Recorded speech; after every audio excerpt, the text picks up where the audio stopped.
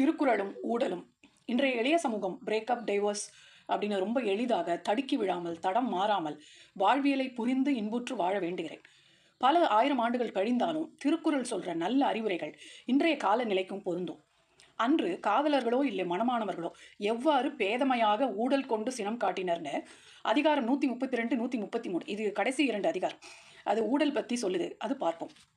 கோட்டுப்பூ சூடினும் காயும் ஒருத்தியை காட்டிய சூடினீர் என்று, அதாவது மரக்கிளைகளில் மலர்ந்த பூக்களை மாலையாக்கி சூடினேன். நீர் அந்த அழகை யாரோ ஒருத்திக்கு காட்டுவதற்காக சூடினீர் என்று சினம் கொள்வாள். மற்றவர்களை விட நாம் மிக்க காதல் கொண்டிருக்கிறோம் என்றேன். யாரை விட என்று கேட்டு ஊடினாள். உன்னை நினைத்தேன் என்றேன். நினைத்தது உண்டு எனில் அப்போ மறந்ததும் உண்டுதானே, ஏன் மறந்தீர் என்று கலங்கினாள். யான் தும்மினேன் 100 ஆண்டு என்று வாழ்த்தினாள். உடனே அதை விடுத்து யார் நினைத்ததால் தும்மினீர் என்று கேட்டு அழுதாள்.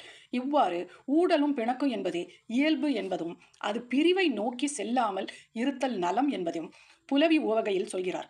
அதாவது தொடர்ந்து உணவு ஒத்தனால உட்கொள்ள முடியாது.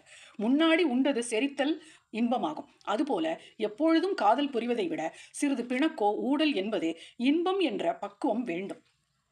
ஊடுக மண்ணோ ஒளியிழை யாம் இறப்ப நீடுக மண்ணோ இரா.